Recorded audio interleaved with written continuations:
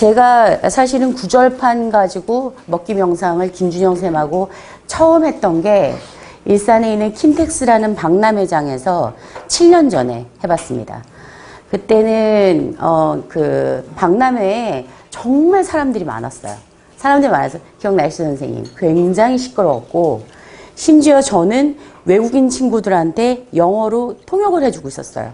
그러니까 먹으면서 통역하면서 사람들은 엄청나게 많고 막 이런 입장이었었는데 음식에 집중을 할 수 없을 줄 알았는데 한 5분 정도 지났는데 제가 어떤 섬에 이렇게 우리끼리만 앉아있는 것 같은 느낌을 받았습니다. 그때 그 느낌을 잊을 수가 없어요. 근데 처음 그때 먹기 명상이라는 거에 대한 생각을 처음 했고 처음 접했습니다. 저는 사실 이렇게 명상적인 사람도 아니고 그다음에 이렇게 사람이 이렇게 차분한 사람도 아니에요. 그리고 이렇게 언제나 이렇게 산만하고 언제나 늘 생각이 걸어가면서도 한 100가지의 생각을 오늘 아침에 어떤 걸 해야 되나부터 시작해가지고 내년 이맘때 뭘 해야 되나부터 시작해서 내가 다음에 죽으면 어떻게 태어나야 되는지까지 순간에 굉장히 많은 생각들을 하고 그리고 대부분의 그 생각들을 행동으로 옮기기도 하고요. 그러려니까 정말 바쁘죠. 그러니까 1초를 하루처럼 사는 사람인데 그 순간만큼은 시간이 이렇게 딱 멈춰진 것 같은 느낌이었습니다. 그 느낌을 잊을 수가 없어요. 지금도. 그래서 사실은 끊임없이 이 먹기 명상이라고 하는 거에 대한 이야기를 했고 그 다음에 선생님하고 먹기 명상은 사람들과 반드시 나눠야 되는 부분이다 라고 이야기를 했죠. 그리고 이제 제가 이제 채식에 관련된 식당을 하고 있는데 저희는 위치적으로 대부분 그러니까 한국 사람과 외국 사람의 비율이 4대6 외국 사람들이 더 많습니다. 근데 이제 한국 사람들하고 외국 사람들, 한국 분들도 요즘에 그런 분들이 계시는데 외국 분들이 혼자 오셔서 꼭 기사식당도 아닌데 저희가 혼자 먹는 자리에 쫙 앉아가지고 이제 혼자 오셔서 각자 식사를 하시는 분들이 있으세요. 그럼 정말 조용하게 식사를 하는데 정말 밥톨 하나 국물 하나 안 남기고 식사를 하고 가시는 분들이 굉장히 많습니다. 한국 분들은 막 시끄럽게 하고 식사를 하시고 가시면 이 밥상을 보면 뭐 저희가 아무래도 그 정부청사 근처에 있으니까 내로라 하는 TV에 보는 분들도 굉장히 많이 오는데 어떤 사람이 밥 먹었냐를 저는 그 사람의 얼굴을 보고 판단하는 게 아니라 밥 먹고 난 다음에 밥상을 보면 알 수 있습니다. 그러면 어떤 분들은 음식에 대한 예의를 차리고 계시는 분이 계시고 어떤 분들은 음식에 대한 예의가 없는 분들이 계세요. 음식에 대한 예의가 없는 분들은 대부분 확률적으로 본인에 대한 얘기를 그러니까 밥을 먹을 때 얘기를 많이 하시는 분들이 음식을 거짓 남기십니다. 그분들이 목적을 이루고 가셨는지는 잘 모르겠어요. 왜냐하면 본인에 대한 얘기를 끊임없이 다른 사람이 밥 먹을 틈도 안 주고 계속 같은 말을 무한반복하면서 심지어 음식을 갖다 주면서 제가 이 사람이 무슨 사람이고 뭔 얘기를 하고 있는지 외울 정도로 그렇게 본인에 대한 얘기를 근데 대부분 건설적인 얘기보다는 본인에 대한 얘기를 굉장히 많이 하세요. 근데 본인 자신에 대한 솔직한 얘기가 아니라 우리 결혼하신 분 같은 경우에는 파트너에 대한 얘기, 아이에 대한 얘기, 그 다음에 부모님에 대한 얘기, 그다음에 앞집 아줌마에 대한 얘기, 뒷집 아저씨에 대한 얘기, 나라에 대한 이야기를 할 때도 이 나라를 위해서 내가 뭘 할 것인지가 아니고 나는 이런데 나라를 망치고 있는 건 누구다. 그러니까 어쨌든 간에 본인을 끊임없이 드러내기 위해서 아주 애쓰시는 분일수록 식사하시고 난 자리가 한마디로 말하면 개판입니다. 그런데 본인에 대한 얘기를 자랑스럽게 자랑할 만한 건 자랑스러워도 되는데 뭔가 이렇게 자꾸만 포장을 해서 이야기하시는 분이 아닌 분, 음식 자체에 집중하시는 분들은 음식이 너무 깨끗합니다. 어느 순간 제가 음식을 깨끗하게 먹고 가는 외국인 친구들한테 혹시 마인드풀 이팅을 하냐고 물어본 적이 있어요. 요즘 들어서는 계속 물어봅니다. 특히 유럽이나 미국 쪽에서 오는 분들이 마인드풀 이팅에 대해서 굉장히 관심이 많고 많이 하고 있는 걸 알게 됐어요. 우리말로 하면 별건 아니에요. 마음 챙김 명상. 아까 마음 챙김 식사법인데 선생님 말씀하신 것처럼 음식을 먹을 때는 음식에만 집중을 하는 겁니다. 이 먹기 명상은 제가 이제 오감 테라피를 저희 이번에 성불연대에서 오감에 대한 강좌를 하는데, 이 먹는 거는 보는 거, 그 다음에 씹으면서 듣기도 합니다. 그죠? 듣는 거, 냄새 맡는 거, 그 다음에 맛보는 거, 느끼는 거. 우리의 오감을 모두 다 자극하는 것이 바로 이 먹기입니다. 그래서 먹기라고 하는 것은 우리가 오감을 만족시킬 수도 있고, 우리가 이 오감을 발달시킬 수도 있고, 그래서 특히 어린 친구들한테 굉장히 중요한 교육이라고 생각을 했습니다. 그리고 맛이라고 하는 것은, 맛은 기억입니다. 내가 어렸을 때 얼마나 다양한 것들을 맛보았느냐, 내가 어렸을 때 얼마나 다양한 것을 접했느냐에 따라서 그 사람은 다양한 맛을 구분할 수 있는 사람이 되고, 다양한 맛을 구분할 수 있는 사람은 다양한 언어를 구사할 수 있는 사람이 되고, 다양한 언어를 구사할 수 있는 사람은 지적 능력도 굉장히 높아집니다. 우리가 저희가 이제 음식 교육에 대해서 밖에 나갔을 때 초등학생들에게 너의 어떤 그런 뭐라고 할까, 영혼의 음식, 네가 뭔가 생각하면 행복해하는 음식이 뭐냐고 물어봤습니다. 저희들 막 아플 때 엄마가 해주시던 뭐 된장찌개, 엄마가 언제 끓여줬던 미역국, 아니면은 엄마한테 엄마가 해줬던 뭐 김치, 뭐 이런 것들이 기억이 납니다. 아프면 아, 내가 그거 하나 먹으면 괜찮을 것 같은데, 저 같은 경우에는 누룽지를 먹으면 괜찮을 것 같은 그런 기억이 나고.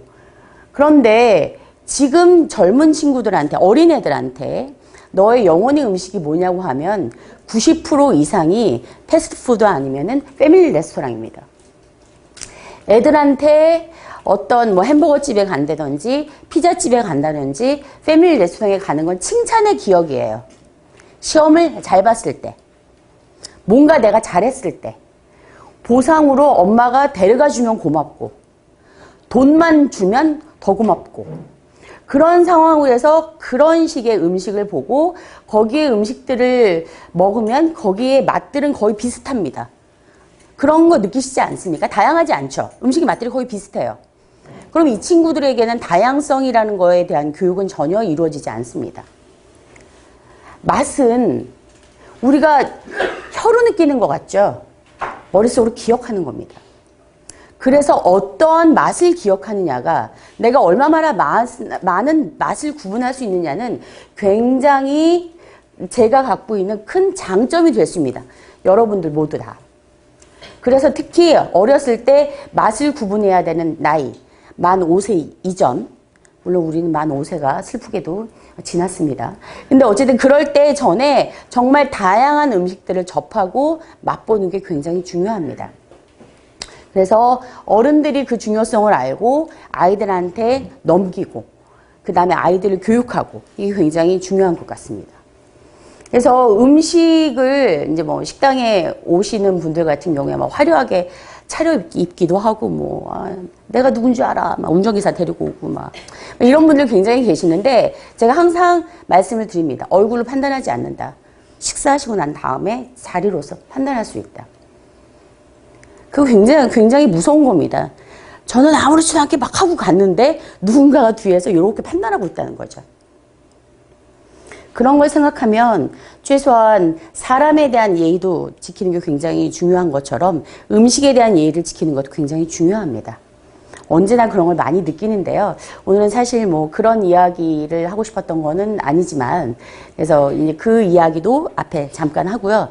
마인드풀 이팅으로 몸무게를 40kg를 뺀 사람을 제가 저기 만났어요.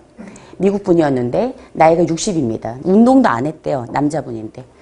그분은 하루에 한 끼를 마인드풀 이팅을 하신다고 합니다. 그분이 하시는 마인드풀 이팅은 음식을 앞에다 그러니까 음식을 먹기 전에 내가 정말 배고픈지, 가짜 배고픔에 속고 있는 건 아닌지에 대한 고민을 한번 하신답니다. 두 번째, 음식을 놓고 이 음식이 나한테 맞는지 안 맞는지를 고민을 하신다고 합니다. 제가 지금 드린 유인물에 보면 간단하게 뭐 거기에 대한 이야기가 저기 나오는데, 저희가 실질적으로는 내 몸이 필요한 게 뭔지에 대해서 사실 잘 알기가 어렵습니다. 저희가 옛날부터 들어오던 말 중에서 골골 80이라는 게 있는데 골골 80이 뭐냐면 자꾸만 아픈 사람이 오히려 더 오래 산다는 얘기잖아요. 그 얘기는 뭐냐면 자꾸만 아프다는 얘기는 내 몸이 나한테 얘기를 하는 거예요. 그거 하지 마. 나 지금 아파. 나 지금 불편해. 이거 안 했으면 좋겠어.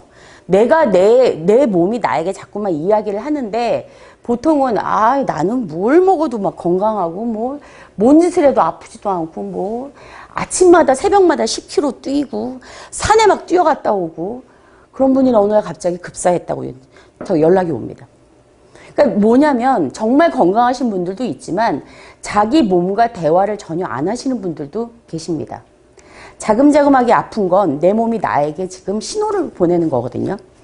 그 신호에 익숙하기 위해서는 우리가 음식을 먹거나 이럴 때 좀 집중해서 먹을 필요가 있습니다.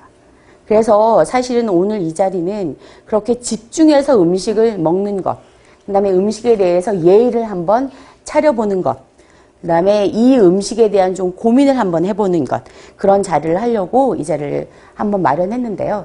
가끔 이렇게 먹는 것도 괜찮을 것 같죠? 그러시죠? 네. 네, 그렇죠? 제가 앞에 그런 얘기를 해가지고 그렇게 하시는 건 아니죠? 그죠? 오늘 사실 준비한 내용들이 있기는 한데, 간단하게, 하고 싶었던 이야기들만 하도록 하겠습니다. 신들의 향연에서 이제 이야기하고 싶었던 거는 앞부분 얘기는 결국 이제 우리가 인간과 동물과 다른 점은 인간은 음식에 대한 어떤 문화를 발달시켰다. 그래서 인간과 동물이 다른 점이 굉장히 많지만 이 음식의 문화를 발달시킨 건 인간에게 굉장히 커다란 특징이다. 그래서 굉장히 많은 도구들 있고 와인도 곁들이고 이건 인간만이 할 수 있는 것이죠. 동물이 할 수 있는 것은 아닙니다. 그래서 인간이 인간의 이 음식 문화를 발달시킴으로 인해서 동물과 인간과는 정말 상당한 격차를 이루게 됩니다. 인간은 지능을 발달시키면서 각종 음식들, 엄청 다양한 음식들, 어떤 건 땅에서 온 것도 있고, 하늘에서 온 것도 있고, 바다에서 온 것도 있고, 이런 걸 보면서, 그러니까 우리가 물론 이런 게 푸드 마일리지가 길기 때문에 이거는 자연보호에 좋지도 않고, 이런 얘기는 물론 할 수 있지만, 어쨌든 이런 걸 보면서 인간의 먹거리라고 하는 것은 모든 것을 우리가 배경으로 하고, 모든 세계를 배경으로 하고, 모든 생명을 대상으로 합니다. 그래서 인간은 가끔 모든 생명을 좌지우지하는 힘이 있다라고 착각을 하게 하죠. 야, 내가 말이야, 내가 생각만 하면 말이야, 모든 짐승 다 죽여서 먹을 수 있고, 이런 식으로. 그래서 인간이 동물보다 우월하다, 그리고 이제 동물의 삶이라고 하는 게 굉장히 퍽퍽해집니다. 결국 인간에 먹히기 위해서밖에는 밥을 먹을 수가 없고, 인간이 잘 먹게 하기 위해서 그 공간과 이런 것들이 허용되죠. 그래서 이 동물이 굉장히 안타깝게 되는데, 다양한 먹거리들이 있죠. 그리고 각종 수입 식자재들, 다양하게 됩니다. 근데 사실상 이 인간이 먹이 사슬에서 이렇게 최상위에 올라간 게 진짜 몇만 년 안 됩니다. 그전에는 인간도 포식자가 아니라 잡아먹히는 그 대상이었었어요. 그러다가 인간이 이걸 어떻게 하면 조금 내가 안 죽고 버틸 수 있을까? 그리고 이 먹이 사슬의 최상위에 올라오게 된 방법은, 나무 생활을 하고, 그 다음에, 단백질을 먹고, 그 다음에 손을 이용을 하면서 지능이 엄청나게 발달하게 됩니다. 그래서 이 지능이 발달하게 되면서 인간은 혼자는 굉장히 약한데 다른 사람들과 협력을 통해서 사냥을 하기도 하고 채집을 하기도 하죠. 그리고 그렇게 협력을 할 수 있는 가장 좋은 방식인 언어를 발명하게 되죠. 그래서 인간이 결국은 그 먹이 사슬의 제일 위 꼭대기에 있습니다. 그레고리 1세는 6세기의 사람입니다. 이 사람은 어떤 얘기를 했냐면 이 당시에는 사실 기아 때문에 사람들도 많이 죽기도 했어요. 굉장히 가난한 시기였어요. 그런데 세상에 7대 죄악이 있다라고 이야기합니다. 그 7대 죄악은 교만, 시기, 분노, 나태, 탐욕, 식탐, 색욕 이런 게 있는데 가만히 보시면 탐욕과 식탐이 있습니다. 그 얘기는 뭐냐면 정말 거의 한 80% 이상의 사람들이 기아에 시달리고 사람들이 죽고 이럼에도 불구하고 교황이 칠 때 그 죄악의 식탐과 탐욕을 집어넣었을 것처럼 저 당시에 벌써 종교의 권력이라고 하는 거는 일반 대중과는 굉장히 큰 괴리가 있었습니다. 종교 권력이 일반 대중과 괴리가 있는 거는 지금이 아니라 이미 벌써 몇천 년 전부터 이루어졌던 일입니다. 그래서 이런 식으로 이야기를 하면서 우리가 인간이 죄가 굉장히 많고 이 죄를 사하기 위해서 우리가 도대체 인간은 굉장히 힘도 약한 존재고 그다음에 인간은 수명이 얼마 안 되잖아요. 죽잖아요. 그러니까 이 죽지 않는 존재에 대한 굉장한 두려움과 공포와 경외심을 갖게 됩니다. 그래서 신들에게 끊임없이 제사를 지내게 됩니다. 그래서 고대 문화에서부터 제사의 대표적인 거는 번제입니다. 희생양이고요. 번제라고 하는 것은 이걸 어떤 제물들을 곡식이라든지 아니면 동물들을 태워서 신에게는 향을 올리고 그래서 신은 흠향을 하고 그다음에 인간은 그 태운 나머지 찌꺼기 하지만 뭐 동물이기도 하고 곡식이기도 하고 이거를 나눠 먹게 되죠. 그래서 제사를 이렇게 하게 되는데 그렇게 되면 제사를 번제를 했다는 얘기는 신들은 향을 먹었다는 이야기고요. 그리고 그 전에 그리스 신 같은 경우에는 암브로시아라는 그 불멸의 주스를 먹었다고 해요. 그런데 우리가 대부분 신은 흠향이라고 하면 기체를 흡입한다, 마신다인데 얘는 액체인데? 라고 생각할 수도 있는데 나중에 좀 더 발달되면 이 암브로시아가 이 액체가 기체가 바뀌는 것처럼 기화되는 것처럼 그리스의 신들도 이 암브로시아를 처음에는 마셨지만 인간하고 똑같이 나중에는 향기만 즐겼다고 이야기를 합니다. 자, 어쨌든 우리가 이 인간이 자기가 부족한 단점들을 메우기 위해서 그 다음에 죽음에 대한 두려움을 우리가 잊기 위해서 신들에게 끊임없이 제사를 지내고 신에게 맹세를 하고 저를 이렇게 해주세요라고 얘기를 합니다.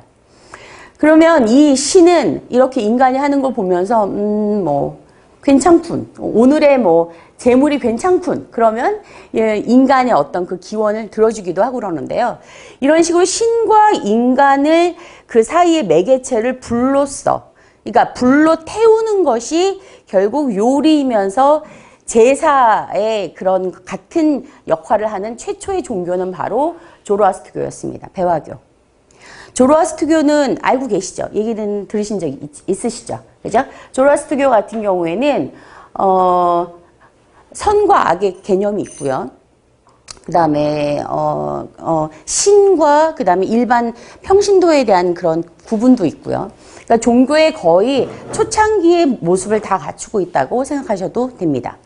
조로아스트교에서는 요리사가 곧 제사장이었습니다. 왜냐하면 불을 했으니까 불을 다룰 수 있는 거였었으니까요.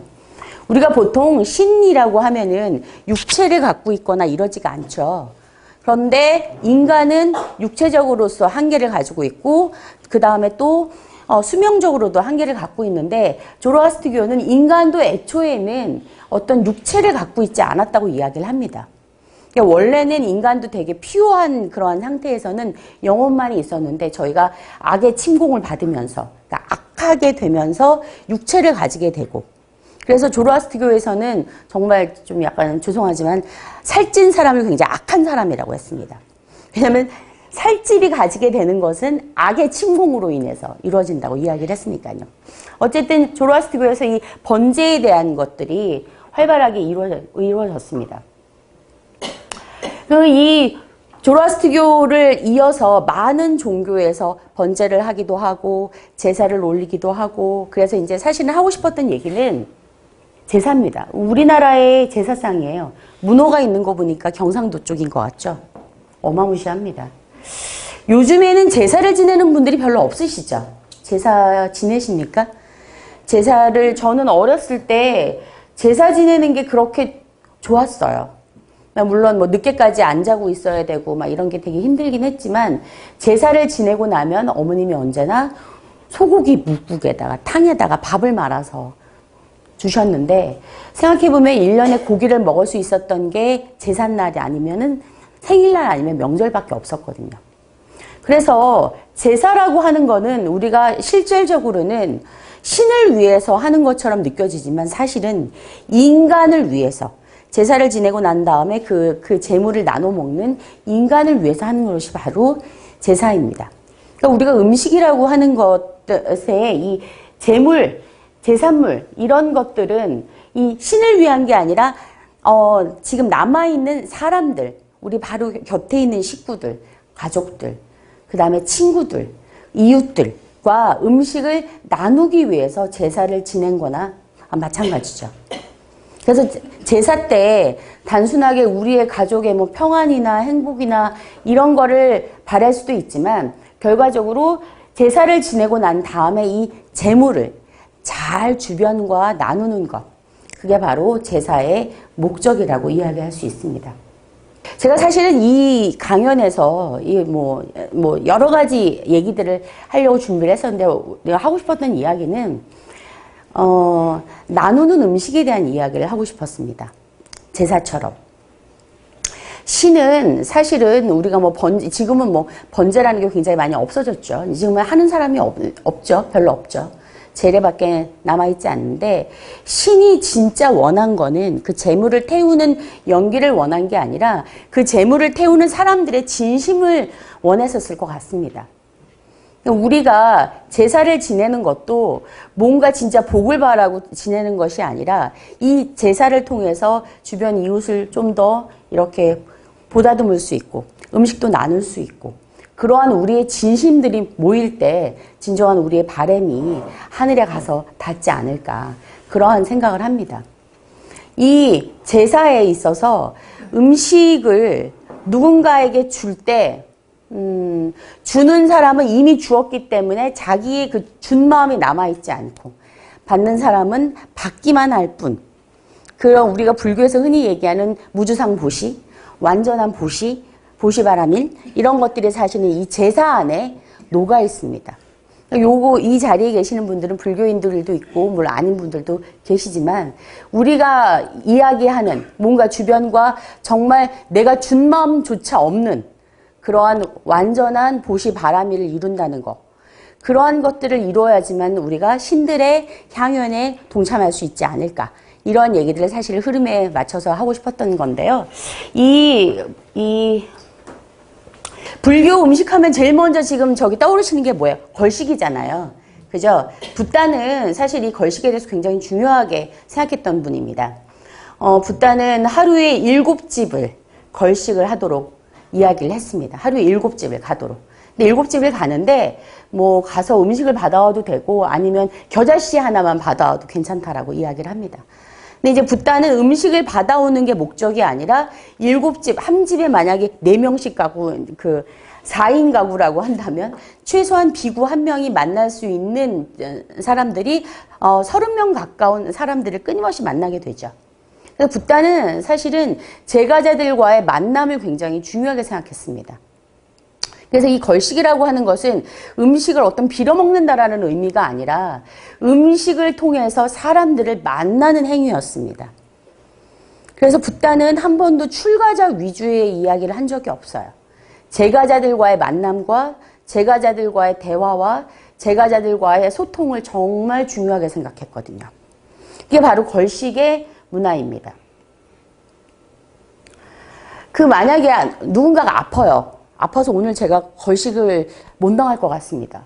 그러면 그 옆에 있는 다른 비구가 오늘은 제가 이 비구 대신에 걸식을 나가겠습니다 라고 이야기를 합니다. 그럼 그 비구는 몇 집을 가야 돼요? 14집을 가야죠. 그렇죠. 비구 1명은 아프더라도 만나는 제가자의 수는 줄어들지 않겠죠. 걸식을 하러 가서는 밥 좀 주세요 라던가 이 집에 뭔가 애군이 있는데 말이야 나한테 밥을 주면 뭔가 풀릴 것 같은데 말이야 이런 얘기를 하는 것이 아니고 바루를 들고 가만히 서 있습니다. 그럼 그 당시에 붓다 제세시에 불교가 그렇게 발달한 종교가 아니었기 때문에 귀싸대기를 때리는 사람, 똥물을 집어넣는 사람, 소금을 던지는 사람, 소금은 그 당시 되게 비쌌겠군요. 아무튼 그런 식으로 굉장히 학대도 굉장히 많이 하지. 바루를 가만히 가지고 있으면서 뭐를 주던지 간에 똥물을 주더라도 감사하게. 그 다음에 뭐라도 받으면 그 부처의 법을 전하고 오는 것이 바로 걸식의 과정이었습니다.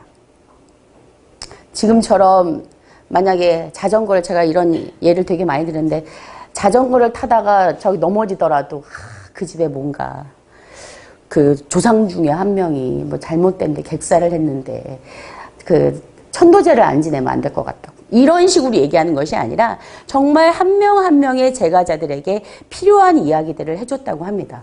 그리고 한 가지 중요한 게, 우리가 불교 음식이라고 하면 소식, 조금 먹는다고 생각하시는데 아닙니다. 붓다는 한 번도 조금만 먹으라고 얘기한 적이 없습니다.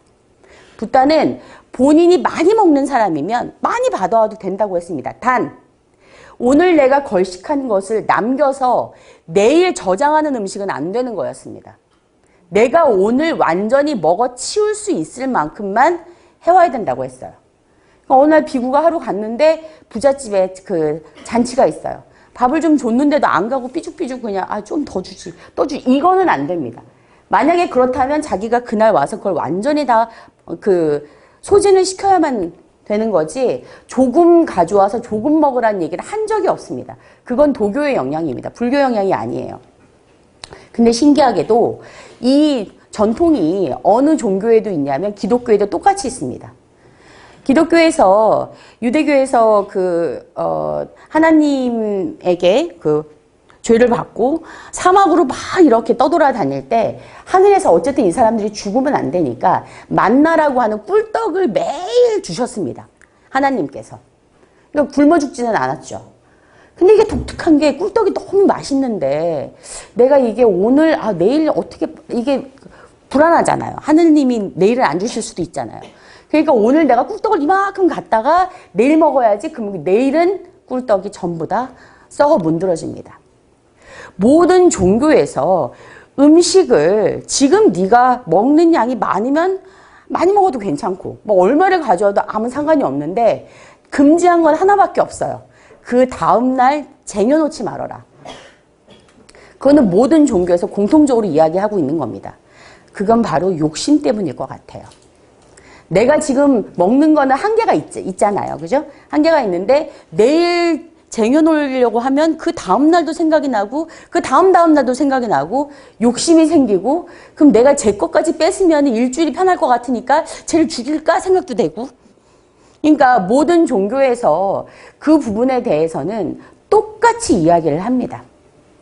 그래서 우리가 요즘에 뭐 템플푸드 거기에 보면 삼소라고 해서 뭐 웃으면서 뭐 즐겁게 먹고 뭐 요만큼 먹고 뭐 이렇게 얘기를 하는데, 채소만 먹고 뭐 이렇게 이야기를 하는데, 붓다는 그렇게 적게 먹으라고 한 적은 한 번도 없어요.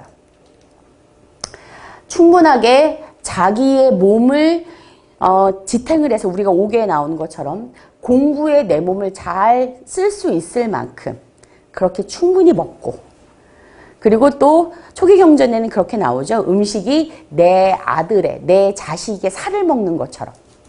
그 얘기는 뭡니까? 막 잔인하다 이것이 아니고, 그만큼 음식을 소중하게 남김없이 아끼지, 이걸 막 이렇게 이 부분에 대해서 마구잡이로 하는 것이 아니라, 그건 다시 바꿔 말하면 음식에 대한 예의를 차리고, 그 다음에 그렇게 소중한 음식을 먹고 이 자리에 있는 우리는 나 자신에 대한 소중함도 느끼고, 그 다음에 모두 다 소중하다는 걸 인지하고 많은 사람들을 챙기고 공감하라는 이야기인 것 같습니다. 올 여름이었나요? 그 탈북자 모자가 굶어서 죽었죠. 그 일이 있었죠. 우리나라에서 아직도 굶어 죽는 사람이 있다는 건 굉장히 부끄러운 일입니다. 그리고 그렇게 누군가가 굶어 죽을 때까지 우리가 관심을 갖지 않았다는 것도 굉장히 부끄러운 일입니다. 아까 제사에 나오는 제물처럼 우리가 뭔가 우리의 진심을 하늘에 전달을 하고, 신에게 전달을 하고, 혹은 붓다에게 전달을 하고, 그리고 실질적으로 이러한 음식이나 아니면 이런 것들은 우리 주변과 한번 나눠보면 어떨까, 그러한 생각을 해봤습니다. 우리가 겨울에 스트레칭을 안 하고 몸이 딱딱해지면 그냥 걷다가도 잘못하다 이렇게 낙상해서 다칠 수 있다고 하더라고요. 그래서 우리 몸을 부드럽게 만들기 위해서, 플렉서블하게 하기 위해서 우린 끊임없이 몸의 유연성을 키우기 위해서 운동도 하고 스트레칭도 해야 된다고 이야기를 합니다. 저는 이 음식에 대해서 마인드풀 이팅을 한다든지, 아니면 음식에 대해서 좀 더 진지하게 고려를 한다든지, 아니면 이웃에 대해서 한 번쯤 진지하게 고려를 하는 건 우리 몸을 부드럽게 만드는 것처럼 우리 마음을 부드럽게 만드는 작용이라고 생각을 합니다. 몸이 딱딱해지면 쉽게 다칠 수 있는 것처럼 우리 마음도 딱딱해지면 쉽게 다칠 수 있다고 생각합니다. 오늘 이 자리가 좀 마음을 말캉하게 만드는 자리가 되셨으면 좋았겠다는 저기 생각을 하고요. 질문이 있으시면 질문을 한번 받아보도록 하겠습니다. 뭐 어떤 거든 괜찮아요. 사실 오늘 내용이 신들의 향연이라서 종교음식에 대한 잠깐 얘기나 마인드풀 이팅 뭐에 대한 얘기들, 뭐 실질적으로 우리의 한국 민족이 우리가 한국이 콩의 원산지거든요. 그래서 장에 있는 미생물에 대한 얘기라든지 다양한 얘기를 하려고 했는데 시간이 좀 얼마 없었으니까 질문이 있으시면 질문에 대한 이야기를 해드리도록 하겠습니다. 채식하는 분들이 단백질 섭취를 위해서 외국에서는 네. 완두콩을 많이 먹는데 네네네. 우리나라에서는 뭐 장당콩 그런 게 먹잖아요. 네네네. 두 개를 비교한다면 어느 게 더 좋을지요? 외국은 완두콩이 좋고 우리나라는 흰콩이 좋습니다. 그게 왜 그러냐면, 우리가 왜 로컬 푸드를 먹어야 되냐고 이야기를 하냐면, 로컬 푸드를 먹으면 뭐 푸드 마일리지가 줄어들어서 뭐 환경이 보호가 되고 뭐 에너지 절약이 돼요 뭐 이러지만 그건 다 개뿔이고요. 그게 문제가 아니고 우리 몸 내 장에 있는 미생물이 완전히 바뀌는 데는 100년이 걸린다고 합니다. 그러면 우리 이 장 안에 있는 이 미생물들이 좋아하는 음식은 우리 풍토에서 나온 우리 음식이에요. 우리가 한나라 시대 때 처음으로 장이 만들어졌어요. 된장. 그때 그 된장을 어떻게 만들었냐면 고구려가 콩의 원산지거든요. 콩이 엄청나게 많았거든요. 그러니까 중국 놈들이 그 콩을 다 가져다가 장을 만들어가지고 다시 우리들한테 되판 거나 마찬가지죠. 그래서 장 담그는 그 역사는 몇천 년이 되고 그 장의 그 주재료가 되는 그 콩은 바로 우리 몸에 잘 맞는 바로 그 미생물들입니다. 근데 거기에 비해서 북유럽하고 그쪽은 단백질, 그러니까 미생물이 어떤 미생물이 많았냐면 그 당시에 거기에는 청어가 많았습니다. 생선이 많았어요. 그래서 생선을 발효시켜서 우리는 정말 먹기도 너무 힘든데 냄새도 막 미칠 것 같고 근데 걔네는 맛있다고 막 이렇게 먹는데 청어를 소금에 절여서 막 어떤 건 1년, 2년 막 삭혀가지고 우리나라 홍어보다 더한 냄새가 나는 그런 것들을 가룸이라고 합니다. 가룸이라고 얘기하는데 가룸이 엄청나게 비싸게 됐었고 옛날에 걔네들의 그 벽화에 보면은 그 부자가 가룸을 이렇게 막 행복하게 안고 있는 벽화도 있고 있습니다. 걔네들은 동물성 단백질이 걔네들 장의 미생물이 행복해하는 게 동물성 단백질이에요. 요 한국은 동아시아의 전통은 옛날부터 우리 콩으로 만든 이 식물성, 된장을 먹어야지 장내 미생물들이 굉장히 행복해합니다.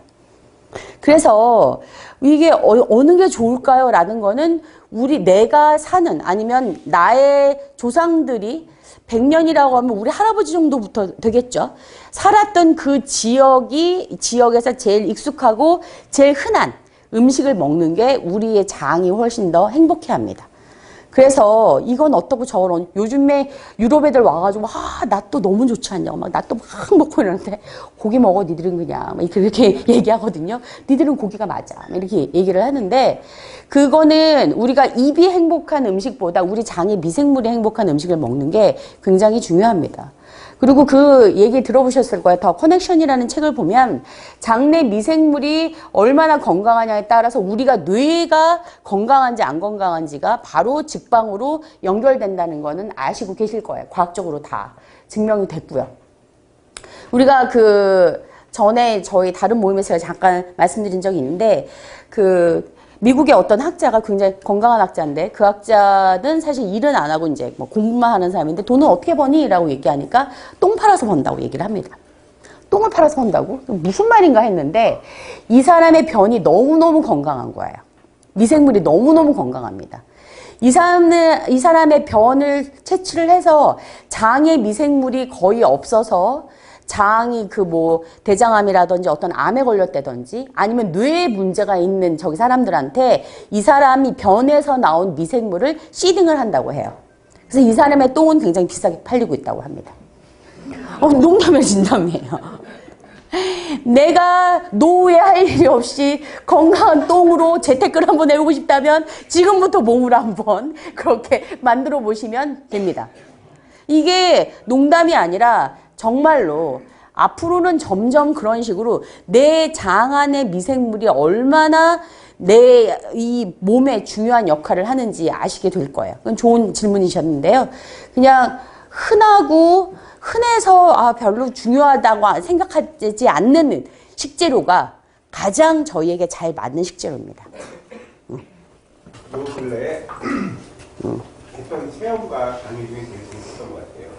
처음에는 이 먹는 거 배고파 죽겠는데 먹는 거 불편하게 해서 재계할 이런 생각이 먼저 들었는데 이제 막 하다 보니까 빠져들어가고 제가 지금 제가 마음 챙김 질문을 하기 때문에 약간 늦을 수도 있습니다. 네, 여러분들 쳐다보면서 저기 아까 이제 대화에 대해서 한번 첫 번째 네. 제가 3가지 질문이 있는데 네. 질문이 한 10가지는 되는데 제가 줄였어요. 네, 네. 밥 먹으면서 대화 그 마음 챙김 네.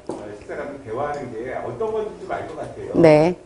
저는 호박강정을 먼저 먹었는데 친구는 이제부터 호박강정을 먹고 뭐 이런 이건 농담이고 그러니까 같이 이제 식사 공연을 하면서 여러 사람이 할 때가 있고 혼자 할 때 있고 네. 지금 아까 말씀하신 들어보니까 혼자 할 때는 좀 더 자기와 음식에 집중할 수 그쵸. 있긴 한데 네. 이제 같이 먹는다는 거예요. 네, 네. 식사할 때 대화의 네. 의미들 네. 이런 것들에 대해서 한번 좀 들어보고 싶고 네. 또 한 가지는 차 마시는 거 네. 이럴 경우에는 다도라고 네. 하지 않습니까? 그런데 식도라는 얘기는 제가 들어본 적은 없는 것 같아요. 식도.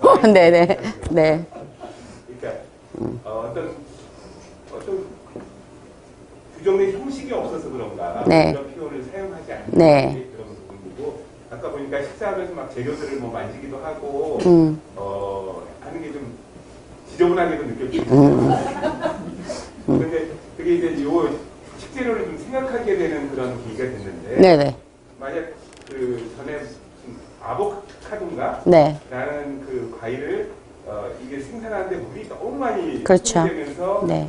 그 사람들의 어떤 음료수라든가 이런 데까지 지장이 생기기 때문에 그런 이제 안 좋게 네. 평가하는 것을 봤는데 이런 것들의 음식에 대해서 호불호 이 어떤 이 사회성에 의한 호불호가 생기는 거 아닙니까? 그런 것도 의식하고 꺼려해야 되는지 이 마음 챙김 어떤 먹기에서 좀 3가지 질문 너무 많이 어려워요. 일단은 혼자 할 때 마음 챙김 식사가 훨씬 더 쉬울 겁니다. 그래서 하루 한 끼 정도 내가 혼자 오롯이 밥을 먹을 수 있을 때 마음 챙김 식사를 하시는 게 좋고요. 같이 먹을 때 대화도 굉장히 중요합니다. 근데 그 대화라는 게 아까 얘기한 것처럼 자기를 드러내기 위한 대화는 아닌 것 같고요. 저희가 과학적으로 볼 때 사랑하는 사람과 같이 음식을 먹을 때 단맛을 느끼는 지수가 20%가 증가한다고 합니다. 저는 이제 첫사랑하고 남산 돈가스를 먹은 적이 있는데 남산 돈가스가 너무 맛있는 거예요.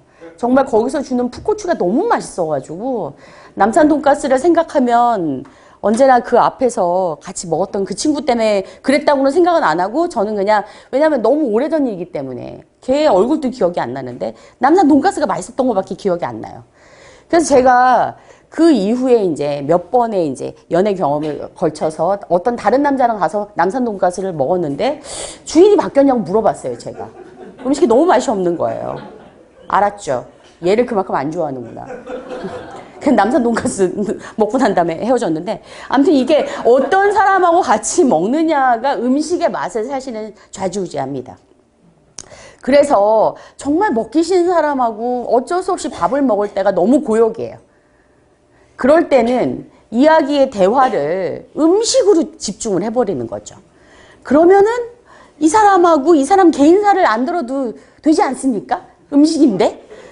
그러니까 어떤 그런 거는 약간 유연하게 내가 이 사람을 너무 좋아하는 사람이라면 이 사람하고 무슨 얘기를 하고 뭐를 먹어도 다 맛있을 거예요. 그래서 남산 돈가스의 그 푸코치가 얼마나 맛있는데요. 근데 이게 만약에 그렇지 않은 분들과 밥을 먹을 때는 그 음식 자체에 대한 얘기를 하면 음식에 좀 더 집중할 수 있을 것 같고요. 그 같이 밥을 먹는 거, 같이 목욕하는 것만큼 정이 정말 쌓인다고 이야기를 합니다. 근데 아까 얘기했던 것처럼 그 대화가 자기를 드러내려고 막 하는 대화만 아니면 밥 먹을 때 대화는 굉장히 중요하고 마인드풀 이팅 같은 경우에는 혼자 아니면은 둘이 뭐 이렇게 아니면 식구들끼리 뭐 굳이 대화가 필요 없는 남편과 뭐 이런 거 하실 때 그럴 때 마인드풀 이팅을 하시면 굉장히 좋을 것 같고요. 식도가 왜 없느냐? 우리 인체에 식도가 미리 만들어졌기 때문에 식도라고 하는 거를 두 가지를 가지고 할 것 같지는 않고요. 식사 예법이라는 얘기는 많이 들어보셨을 겁니다. 그게 식도니까요. 네, 그래서 그런 거고요. 아보카도를 먹지 않는 게 중요하냐? 저는 고기를 안 먹는 것만큼 중요하다고 생각합니다. 우리가 소를 먹지 말아야 된다라고 이야기를 하는 이유는 사실은 소 한 마리를 키우기 위해서는 호수 하나가 없어져야 된다고 얘기를 합니다. 그만큼 가성비가 굉장히 떨어져요. 소 한 마리를 키우기 위해서 걔한테 먹이는 곡식과 걔한테 먹이는 물과 그거면 아프리카에 가난하고 먹지 못하는 애들을 뭐 100명, 소 한 마리면 100명의 애들을 배불리 뭐 몇 년을 키울 수 있다라고 하는 것처럼 과거에 우리가 물이 풍족한 나라에 있으면 좋겠죠. 아보카도도 많이 먹고 이러면 좋겠죠. 근데 지금처럼 이렇게 힘들고 저는 괜찮아요. 저는 왜냐면 2세가 없어요. 결혼도 안 했고 애도 없어요. 뭐 내가 죽기 전에 지구가 뭐 어떻게 된다고. 뭐 제 생각에는 제가 한 80대쯤 지구가 망할 것 같아요. 저는 아무 관심이 없어요. 저는 행복하게 살다 가면 돼요. 그런데 2세가 있고 그 2세에 2세가 있고 후손이 있고 내가 너무 아끼는 후손이 바로 있는데도 불구하고 지금 막 내가 막 좋아하는 거를 먹고 즐기고 이러는 거는 저는 직무유기라고 생각해요. 그럴 거면 애를 낳지 말았어야죠. 저는 제 인생을 충분히 즐기기 위해서 결혼 안 한 사람인데 그러지 않은 경우에는 뭔가에 대한 후손에 대한 책임이 있다고 저는 생각을 합니다. 저한테까지 책임을 말씀하시지 마시고 그러니까 그렇게 내가 책임져야 될 후대가 있느냐 후대가 없냐에 따라서 나의 먹거리도 선택이 되어야 된다고 저기 생각을 합니다. 저는 좀 즐기고 갈 테니까 좀 아끼면서 가시면 좋을 것 같습니다. 네. 네. 네. 네.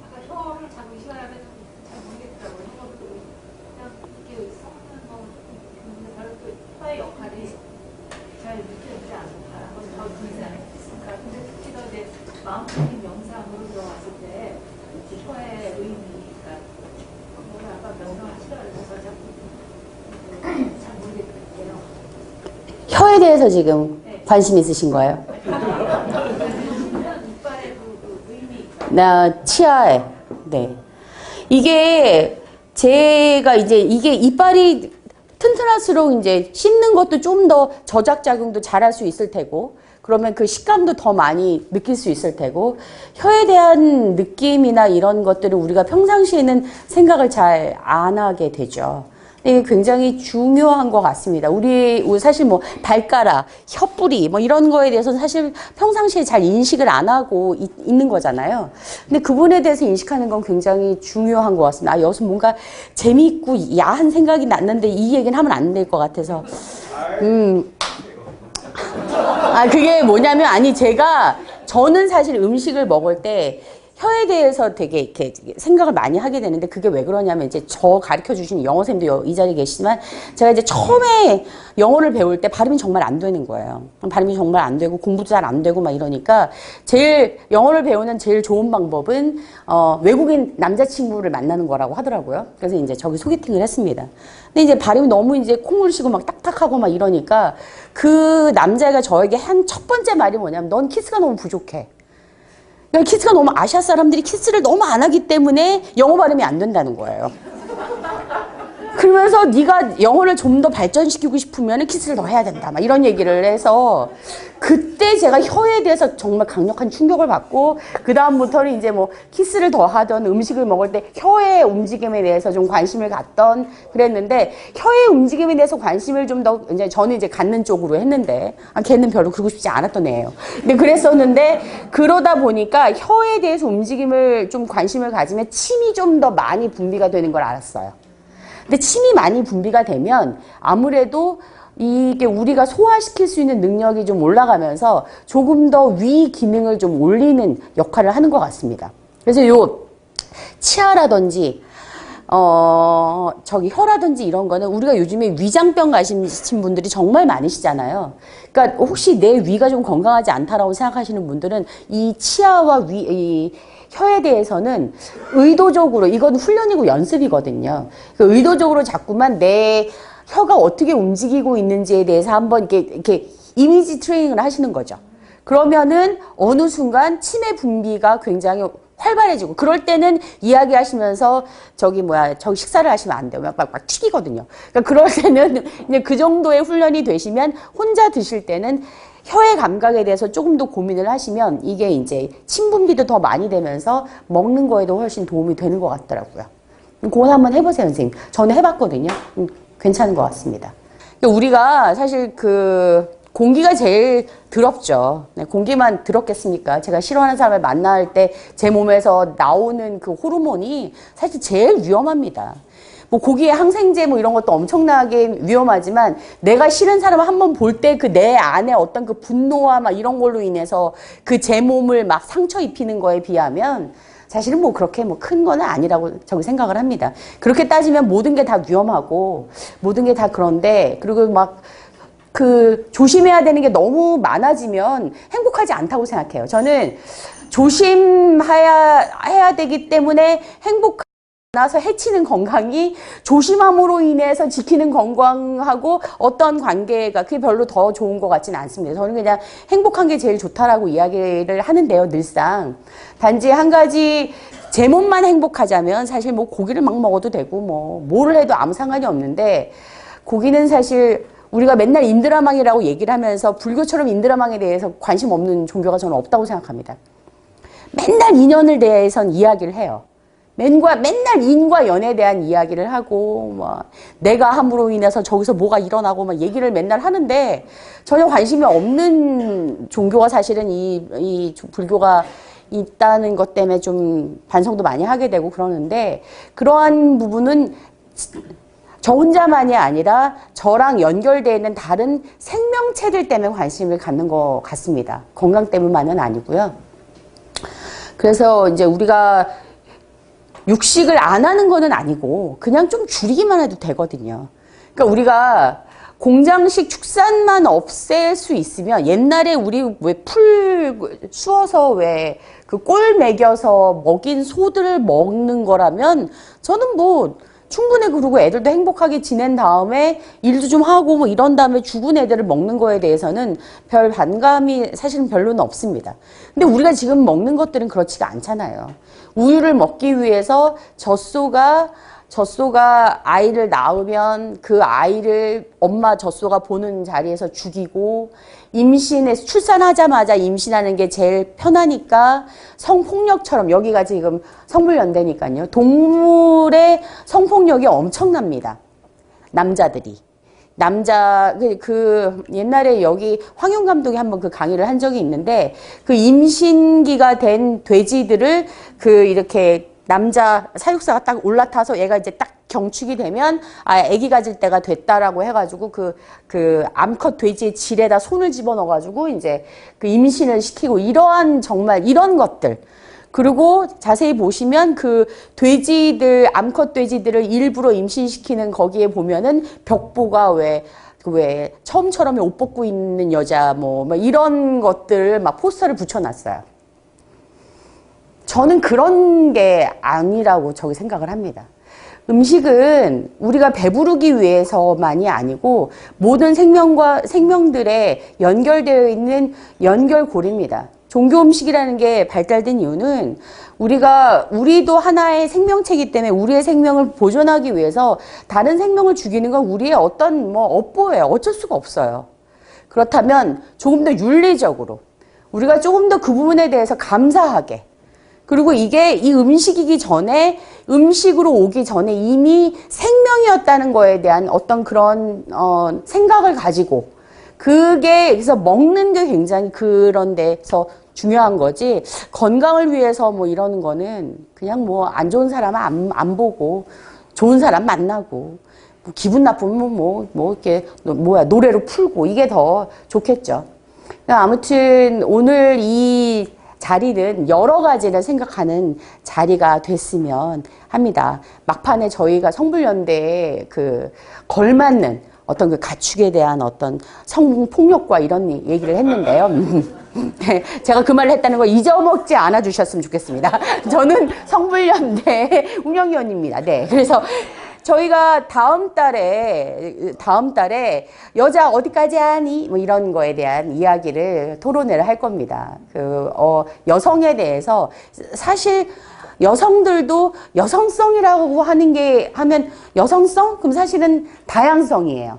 다양성이고 모든 걸 다 이렇게 아우른다는 이야기고 다양한 거를 인정한다는 이야기인데 여성성이라고 하면 왠지 좀 샤이해야 될 것 같고 남산 돈가스 얘기는 절대 하면 안 될 것 같고 막 이런 게 저기 생각을 하시는데 진정한 여성성에 대해서 그다음에 본인과 혹은 자기와 가장 가까운 여성에 대해서 어디까지 아는지에 대해서 한번 토론해보고 알아보고 관찰하고 공부하고 그다음에 또 이야기 나누고 하는 재밌고도 야한 시간이 될 것 같습니다. 그래서 야하다는 거에 방점을 두고 다음 달에도 꼭 이 자리에 와주시기 바랍니다.